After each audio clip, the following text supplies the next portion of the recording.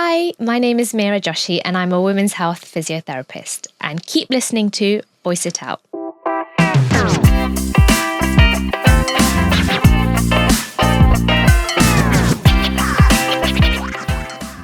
Hi, this is Amrita and I'm back with a new episode of the Voice It Out podcast. Today's guest is a women's health physiotherapist and she has a particular focus on pregnancy and postpartum recovery and also helping mums get strong. It's Meera Joshi. Hi Meera, how are you doing? Good, thank you. Lovely. Thank you for joining us. I'm really excited to have you on because we've not had someone like this on the podcast. So you're our first. So welcome. Thank you. So first of all, I've got to ask you, what made you get into this career? So I initially did a degree in sports therapy. Loved sports. I thought that's my calling. And it was fun, but I was like, something's missing.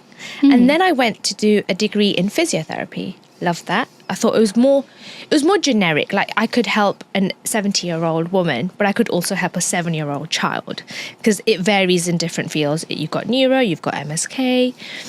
And then I worked in the hospital as a physio for about 5 years. And then COVID happened and all the services shut down. And at the time, I just finished my Pilates qualification. And then I was like, why don't I help the mums who can't go to these classes anymore, can't exercise, can't move? So I started free classes online. Oh, wow. And I got together 20 mums virtually. And we were literally just exercising, moving, chatting. And I formed a community without actually realizing. And then I was like, oh, wow, like women's health is a real thing. Like, why don't I look into it? And at the time, there weren't many women's health physiotherapists. Like it wasn't a thing. And the area of women's health is still in its infancy. Like it's still developing.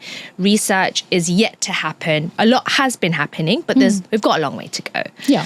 So then I was like, right, let me look at courses. So I did a diploma, I did a PG cert, I did a counselling course, and I got my credentials together. And then I left the hospital and I started my own. But I went from doing free classes online to now charging for my services and essentially having a business for the first time. So I kind of went from the NHS to a private setting, but a private setting that was my own. And I had to figure out how to not only be a physio, but how to be a businesswoman. So now here I am, like 2 years in. And ever since I did that, I've also a newly formed mum. So I think now bringing the two things together, I'm like, right, I found my space. I'm here to stay. That's such an amazing backstory because it's almost like COVID came as a blessing in disguise. Yes, 100%. And which not many people can say, right? And we didn't do virtual things before then. No. But this started that virtual space where women didn't have to pull up the cars, park the cars, bring the baby, none of it. They could just get access to that information and that service without leaving their homes. Yeah, in the comfort of their own homes. I think that is really different.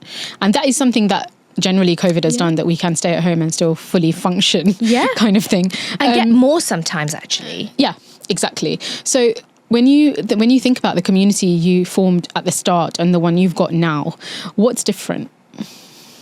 I think initially I felt like I was the expert really telling women how to move their bodies. But I feel like now women are on that journey of learning. And a lot of women come to me and say, hey, I've been doing this, and this. Anything else I can do? And I love that because I feel like women are now in their minds creating a space where they're like, I need to think about my health, my physical health, my emotional health, my mental health. And these are the conversations that women are now having with themselves. Whereas when I started, we were not thinking like that. We were just seeing these things as individual things, but actually it's all connected. Yeah. And the fact that we realize it's all connected, we can go look for a solution to a specific problem. So before, women didn't know that physiotherapy applies to them in pregnancy or postpartum, even if you're not in pain. But now they do. Not everyone, but there are women who do know. My job is to spread that word and make sure all women know that they can access it. You don't have to be in pain or have a problem to access it. Actually, in this country, we don't do enough to provide those services.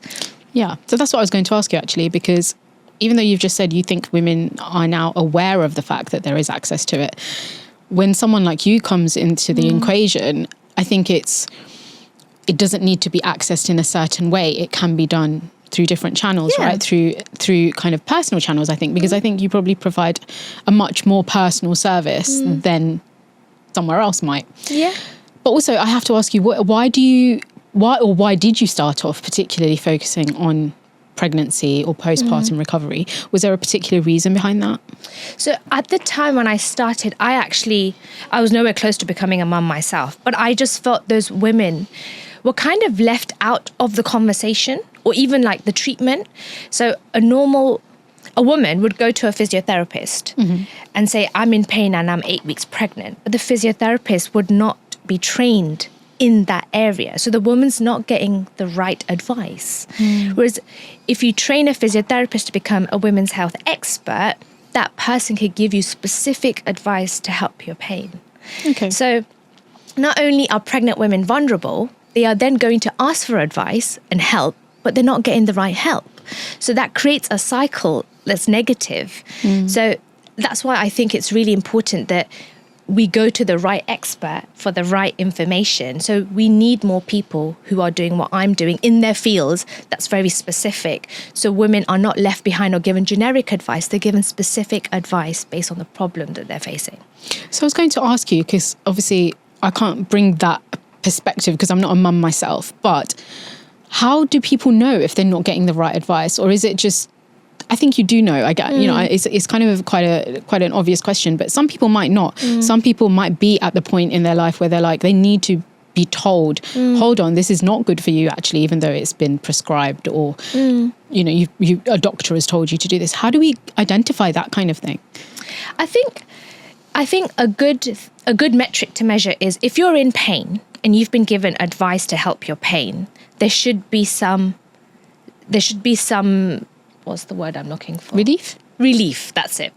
There should be some relief down the line, whether it's 2 weeks in, 4 weeks in, 6 weeks. But obviously, there's a part that the patient/client has to play, which is, am I following the advice? So it kind of goes hand in hand. And when it comes to the emotional side of things, if you are feeling something on an emotional level and it's affecting your relationships, it's affecting the way that you are socializing in the world, it's affecting the way you talk to yourself, your self-esteem, your confidence, and you feel that there's no one you can go and talk to about it, that's a problem. And that's enough to say, I'm going to go to my GP and say, I'm struggling with these things. And sometimes a lot of women are like, oh, now I've given birth and my body is what it is. I'm not happy with it, but I just have to get on with it. And actually, you don't have to get on with it. And what I mean by that is not changing it physically to bounce back. That culture should not be there. Your body can never go back. It's grown a whole human for 9 months, given birth, and we have an expectation to revert 9 months of changes in 6 weeks. Like, that's not realistic. That's so true. But I feel like, sorry to interrupt, I feel like South Asian women would probably struggle with that more. I might be being a little bit naive, but I feel like we hold probably more than maybe another culture might. And to therefore reach out in the first place or to identify it in the first place is probably a struggle. So do you find that when you work with South Asian clients, and how do you help them overcome that? Just that, that bubble that you're in, that, no, it's fine, I'm just going to get on with it. Because that's something I think we're all brought up with. Absolutely. I think going back to your previous point, when you go to a GP or someone, it's really important to say, I'm not feeling right. And you may not be able to articulate what that right is, but that's enough for the GP to action a referral onto counselling services, talking services. There's a lot of now services in the community that help with traumatic births, for example, or body dysmorphia. There aren't as many, but it's still out there. And CBT therapists can really help you navigate the emotions along the way. But if we don't say this is the problem, we won't find the solution. And then if you take that one step further into the South Asian communities, the taboo is, if I talk about it, then I'm weak. Exactly. And if I talk about it, I'll be seen as I'm not good enough and I'm not doing motherhood properly. But the reality is, you're a new mum. Yeah. When you're new at anything, whether it's a job, whether it's a sport, how are you supposed to be good in the first few weeks? That's just simply not possible. So I think the minute you start talking to yourself with love and compassion and being patient with yourself and blocking everyone's noise, you start to then show up and say, actually, I appreciate what you're saying. I see it's coming from a good place, but no, thank you. But in order to go there and say no, thank you, you have to build a strong internal system first. Yeah. And that goes with picking out what's right, what's wrong, asking for help to the right people, and then stepping out and saying, these are my boundaries, and no, thank you. But then at times being like, oh, I see what you're saying. I'll give it some thought and I'll get back to you. Yeah. But it's about saying, okay, I'm informed enough to make my choices. And when you don't give women an alternative, that is the default decision made for them. Yeah. And in the South Asian community, we love to give other people default advice and be like, this is what you should do. But actually, that's just one of many ways. Yeah. It doesn't have to be just that. Yeah. But we have to be more confident and strong to say, it's not working for me. Do you think that's changing now with the current generation? Because I do feel like, I don't think it is just because of social media, but also because of social media. I feel like there is kind of an element of comparison, but also too much advice, and also not enough advice. No, like, you know, in terms of your culture, you're not going to get the same advice as someone who, I don't know, is Italian or is completely British and not any other kind of identity. So do you feel that comes up when you're talking to your clients? Do you feel that the cultural aspect is something that you have to say, no, you still have to create boundaries here? Yeah, so a lot of what I teach is all evidence-based because I'm a scientist at heart. Like, my degrees are science-based, so I have to fall back on what I know. And that gives me my conviction in what I am telling people. But there's a part of the cultural aspect that I'm not an expert in, but I can help them navigate it through frameworks to help them realize if it's right for them or not. So empowering them to weigh up the pros and cons and make the decision. So I'm not in a place to make that decision, nor am I in a place to give any parenting advice. But as a women's health physio, I can give you the science that's out there and deliver it with conviction. But the cultural aspect, I can give you the tools to evaluate it for yourself. But I won't tell you what to do. Fair enough. I do think that's quite an interesting part. Like you say, even though you're not going to be able to give that advice, like you said, you can give the tools.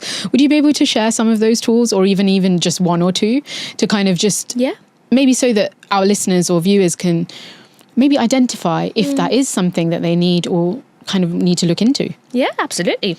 I think, we're here to share the information and not gatekeep it at all. So, for example, a lot of women, when they first come home with the baby, everything is about the baby. And naturally so. Like, it's the apple of your eye and you want to look after it, and you've waited 9 months to meet the baby. So I totally get that. But in that transition, because it's quite time consuming on not only your life, but your body, you don't get sleep, you don't get to really eat your meals the way you used to, you're not connecting with the outside world, you're on loop, it's on repeat, which is the nature of it. However, in that routine, we forget ourselves, and before you know it, it's been a year, it's been 2 years, it's been 3 years, and you've not stopped to ask yourself, am I okay? Have I looked after myself? Who am I? Like, where am I going?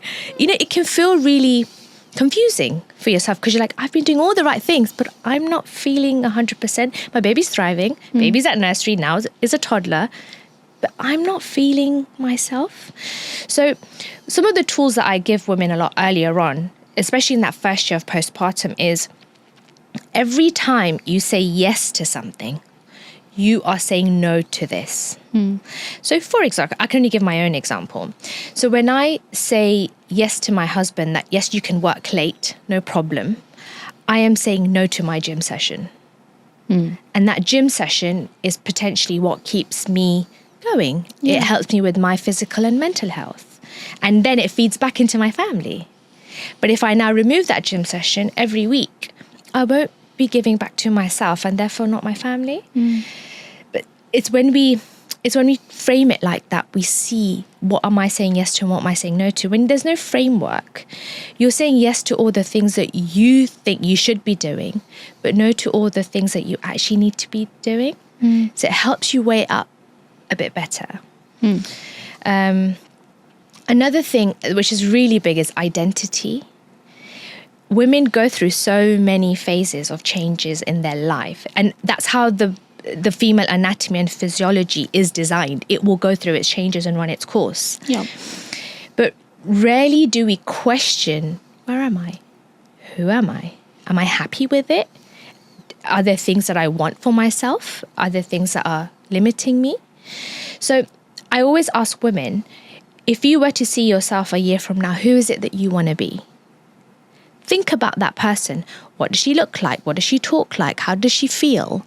How does she operate in the world? You know, what job does she do? How much of her job does she do? And then we work backwards. And we time map that. And the big thing is accountability. When someone is holding you accountable, you are going to show up for the sake of accountability, but it will benefit you. So that's how I kind of go through a time frame with certain clients to help them achieve their personal goals. And they're not like big, lavish goals. They're just personal milestones. But someone giving you the space to feel heard and seen and champion you and say, yeah, you've got this. And this is how we're going to do it. It makes all the difference. So just hearing you talk about that, I think it's so simple. Like it's a really simple set of two tools, only two that you have given.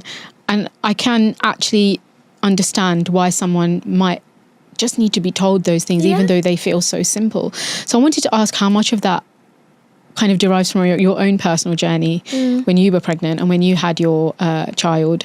Is any of that relevant to you, or were you able to pick yourself back up because you knew the tools? It's interesting because as a physiotherapist, I'm like, I know what to do. I can get pregnant and I can have a baby and I'll be, back to go to work. I'll be good. Little did I know I was in for a ride. So as a women's health physio, there are things you can do during a pregnancy to keep your pelvic health healthy, keep you moving, keep you active, and especially help you with your mood. I did everything under the sun, name it. Also because I enjoyed it, but I wanted the best outcome for myself. And I went into labor for 60 hours. Oh my God. And because I felt that I could do it. And then I got to 9 centimeters, which is like a centimeter away from vaginal birth. And I ended up having an emergency C-section. And that's when my whole world turned upside down. Because I'm like, hold on a second. There's all this that I know and I did and I applied. But life had different plans for me. You can't predict what's going to happen. So I remember lying on the operating table like, how do I recover from this as a physiotherapist, as a mum, as a woman, like as a person? Like how do I...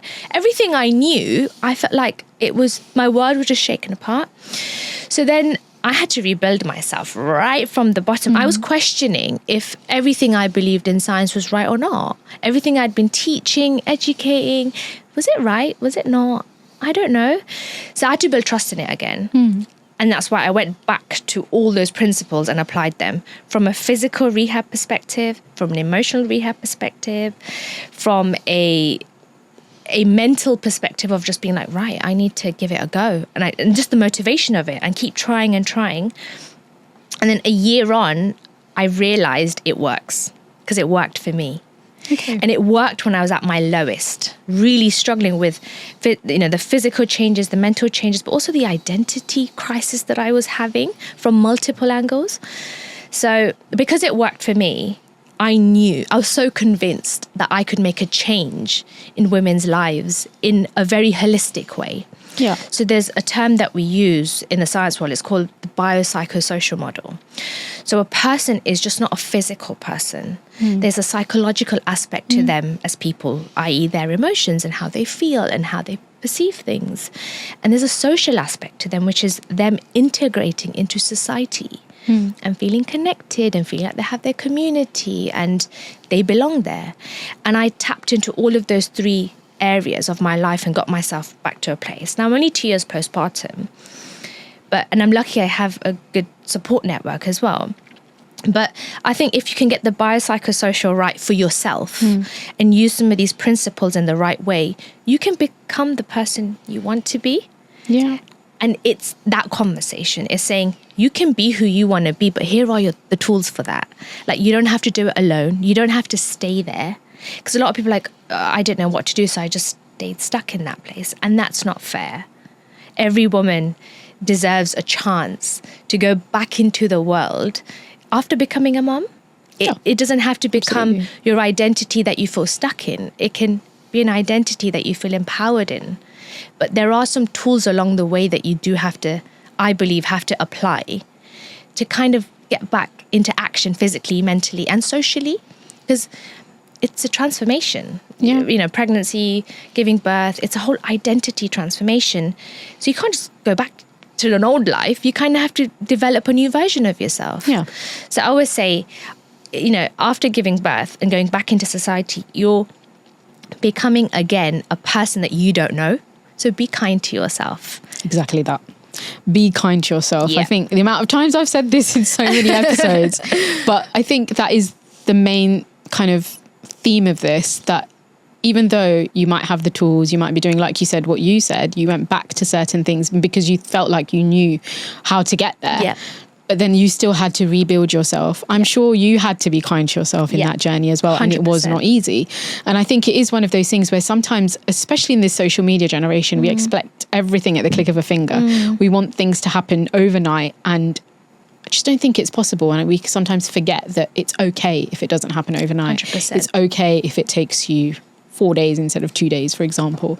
I think to become stronger after pregnancy, or even just to become stronger in life, I think women do genuinely need to be kinder to themselves. Definitely. Because if we don't do it for ourselves, I don't think we should expect it from anyone else. That's how I see it. I agree 100%. I think if the way you talk to yourself is the most important thing, because that will decide how you treat yourself when no one's listening. Because in front of everyone, we'll be very nice and polite to our friends and family. But when we go back home and it's quiet, are we being kind to ourselves the way we are to our friends, you know? Exactly. And the things you'd never say to others, you should not be saying that to yourself. No matter how long the journey takes, no matter how behind you feel, it's your own timeline. It's not there to compare with anyone else's timeline. Yeah. But the idea is to get your tools together, get your support system together, get yourself ready to go on that journey. And it doesn't matter how long it takes, but be kind to yourself on that journey. Yeah. I think sometimes we think being kind to ourselves is not doing anything. Yeah. So that can be confused a lot of the times. But the idea is take action, whatever the outcome, be kind to yourself. Yeah. Exactly. I think just don't add expectation to it. Yeah. I guess that's basically it, right? So I was going to ask you about the mental health aspect, because being kind to yourself is a mental health thing, ultimately. It takes a lot of, well, even a little bit sometimes of strength in your mental kind of mindset. But even though we do focus on the mental mindset, I wanted to talk to you specifically about how mental stress can show up in the body. Yep. As a physio, I'm sure you've seen it in different people, but I would like to think that it is different in different people. Is that right? It is. So how is there a common way to tell if you are stressed and it's showing up in your body? Because I do feel like, even personally, I think going back a few years, suppressing something that is stressful is always going to show up somewhere. Yeah. And it's quite amazing how it does, to be fair. Is there anything that you would kind of say is really common that you see in women in terms of how stress shows up in their body? Definitely. And this is the nervous system calling, basically, help me, when it shows up. And sometimes it doesn't show up at the time of the stressor. It shows up later down the line, or if a stimulus or a trigger is then present and you did not expect your body or your mind or your emotions to respond in that way. So the biggest way it shows up in women is in the form of unregulated emotions. So when you're having a conversation with someone and something that they are saying, you feel like it's attacking you. But they're just having a conversation. They're just expressing their version of their truth. But a lot of women find that person was digging it at me because they think that about me. But actually what that shows is that's what we've been telling ourselves. And we've been thinking about it in that light. So now we think it's kind of like a spotlight effect. We think the world's seeing it. They're not. That's how we are feeling. So that's got to do with emotions that have not been regulated for ourselves. And when they stay there for a long time, they start to affect our nervous system.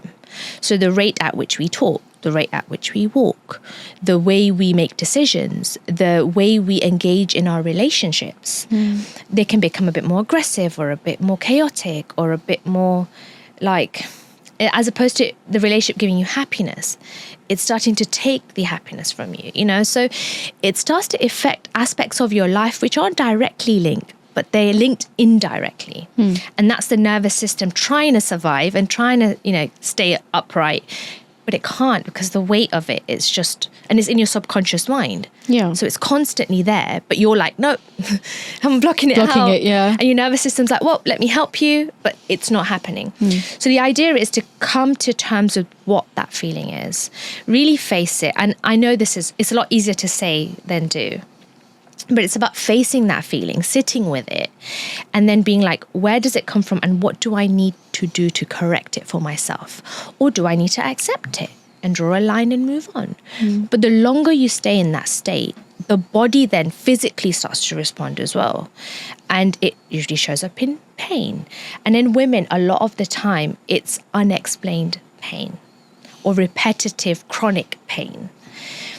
And you know, you often find that women go to the GP and say, I've got this pain like over and over and over again, but they can't seem to find the source of it. Yeah. And a lot of the times it's our emotions that are kind of sitting there and our nervous system is struggling and the pain is now presenting physically. And that's why I always say the mind and the body are so deeply linked, but we treat them as two separate entities, but it's the same body, you know? So that's what I always say, that this is how stress shows up in the body. So if your body is physically struggling, is it an emotional reason? And if you're emotionally struggling, is it showing up in physical signs? Because they are linked to a point where I think when we're not trying to accept how linked they are, because that makes it harder for us. Yeah. Because we have to deal with it. Absolutely. It's very similar to, actually, we had a guest who was an Ayurveda practitioner who said a very similar thing, that everything is linked. So whenever you are kind of talking to a client, she said that she used to keep in mind kind of the relationships and the emotional aspect of it and how that was showing up in the body. Yeah. So that is actually really interesting. I'm going to do a topic flip. Want to ask you, because I don't want this episode to go without asking about perimenopause. Of course. Because I am almost at that stage and I feel like I have read not too much, but I've read a lot of stuff about it. But perimenopause, when I think about it, I feel like I don't know enough. Even though I've seen so much and I've read so much and I've watched all the reels in the world and all of this stuff, and I still feel like I don't know much. But obviously, I feel like what I know is your symptoms start in your early 40s, and then obviously gradually change in I think a couple of years. I've seen like 41 to 43 and then 43 something different. But I just wanted to ask you, how do women know if they are perimenopausal? It's quite a spectrum. Okay. So for some, it shows up a lot earlier than they even anticipated. And for some, a lot later. But it's all got to do with how self-aware you already are of your body. So a lot of the times, women are quite good at shutting out pain. And any woman who usually shuts out pain, like, I'll just get on with it, usually find that they find out later. Okay. Because that self-awareness of your own self and your body is not there. So from a scientific perspective, there's things like your mood. There could be things like night sweats or feverish, or you could have like differences in urinary continence. There's so many physical signs that can show up. But a lot of the times it's that, have you got that connection to changes in your body? Do you know when something is off? And usually it's the beginning of when something is off. Okay. And you can't explain it. And you're not sure if you need to go and see someone or not. That confusion is usually the sign of it, especially if you're kind of over 38, I'd say. But it's a spectrum, because some women get to menopause, which is like 55 plus, and be like, oh, actually, now I'm going through menopause. That makes sense. That's what I've been feeling for the last 10, 15 years. Yeah. Whereas now we're Exactly. talking about perimenopause and we're saying, oh, what are the early symptoms? But you will know when something feels a bit off. But usually the emotional and the mood side is the first because of the hormonal changes that have started to happen. Okay, that is really interesting. So I just feel like if, like we were talking about before this episode started, we were talking about how difficult it is, and it is a statistical thing about how women go to GPs and don't always get, like, I think there was a random statistic that I read a few months ago. They don't always get kind of taken seriously until like the 5th or the 6th appointment about the same thing, as opposed to men being taken seriously the first time. How do we overcome stuff like that? Because especially, like, I've spoken to you about the perimenopausal stage, but it covers women's health in general, because it doesn't have to be just when you're perimenopausal and you might feel a bit confused or emotional. It is at any point in your life when you end up going to a GP and they don't take you seriously, what should you do? And I think it's a question probably that is more your opinion than anything else. But at the same time, I think it is such a frustrating thing to even read about in this day and age. We're still having to deal with having to be like, hello, please, can you listen to me? Kind of, like it just feels so off. So how would you say we should deal with trying to make the doctor listen, or just what should you do really? Yeah, and I think the biggest problem is research. Women's health has not got enough research. And I think it's about the funding and it's about the systemic issues that we have got, in this country and many other countries. And because we don't know enough about it, unfortunately, the GPs are put in a position where they also don't know enough about it, but we expect them to know. Yeah. And it's like, it's not really their fault. They're given 10 minutes to figure out what's happening, and the research is not there. So now what do we do? So that's why you have repetitive admissions for women in hospitals, in out of our clinics, in GP settings, because we're all trying to figure it out and we don't have the answers just yet, but we're getting there. So I think a lot of the times what I would advise women to do is when they go in, say, I think it's this. Okay. Say what you think it is, and it will help, because you know your body well. And if you think it's that from what you may have heard or what you may have read, say what you think it is. Describe what you're going through, but also give your opinion. That is as much important to the doctor that it is to you, because the doctor only has 10 minutes, but you know your body because you've been living with it for however many years. So their medical judgment is important for your treatment and outcome, but your understanding of where you are is as much important information to them to get you the help that you need. Yeah. Whereas a lot of women go to the GP and they keep telling them their symptoms. But sometimes it's important to say, I think it's this. Yeah. Like, don't wait for them to tell you. Yeah. You can also say, hey, I think I might be going through perimenopause. Can you please check? Can you please get some bloods done if required? Give them the confidence that you're showing confidence in them and what you know. Yeah. That's a really good tip, actually. So that would obviously require you to maybe, I'm not going to say Google them, but do a little bit of research yourself. And if you are going to research, go on resources that are good and are valid and are research has been done to put that information there. And ideally, go on the NHS website. That's your first place to go. Exactly. Don't go anywhere else. Don't go to any blog. Don't go to Lad Bible. Just go to the NHS website and just find, and because it's written in a very simple format as well, so everyone can understand. Where sometimes if you go to certain blogs, it gets really sciencey and then it's a bit too overwhelming. So stick to your basics. So true. Thank you for that. Okay. I'm going to switch to the this or that section, which is obviously the end. I can't believe we've been talking for so long. Thank you so much for joining. And hopefully the this or that's will be interesting, because some are related kind of to you and some are not related at all. Feel free to explain if you want to, but you don't have to. Are you ready? Yes, let's go. Heels or flats? Flats. I love that, even though I'm in heels today. I'm a physio. I'm exercising. I'm on the mat. There is no way I'm doing that in heels. So yeah, flats all the way. I totally get it. Okay. Personal maid or personal chef? Oh, I love cooking. Oh, you do? So I'm not going to delegate that to someone else because I get so much enjoyment out of it. I don't want to give that away. I'll go for a maid. Yeah. That sounds good to me. Pizza party or pool party? Pizza any day. As a vegetarian, Really? High five to you. give me cheese and pizza and I'm happy. Okay. Healthy mind or healthy body? Oh, both. Because they're connected. I love that. I can't even dispute it. Okay. Stash of snacks or stash of stationery? Oh, snacks.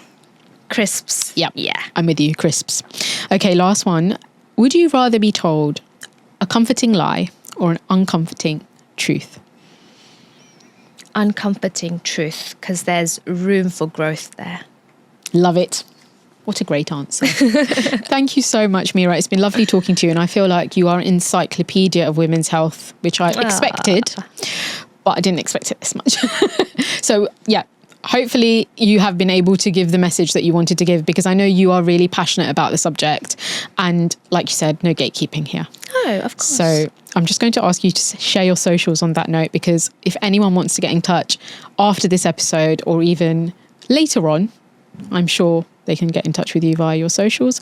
So yeah, please share. Yeah, absolutely. So you can find me on Wellbeing with Meera on Instagram, and Mum's Physiotherapy is my business name. And you can find my website online, and you can book in with me just for a free consultation. If you feel that something is wrong, something doesn't feel right, or you've got specific goals that you want to meet, just give me a message. And Amazing. Let me know. You know where to go. Any final thoughts before we end the episode? I think the female space is yet growing, so we all need to be a bit patient with it because the answers are not there. But I think the most important thing we can do is find the answers within ourselves. The research can never answer those questions, but what we can answer for ourselves goes a long way, and it can help give you the perspective to live a happy and healthy life.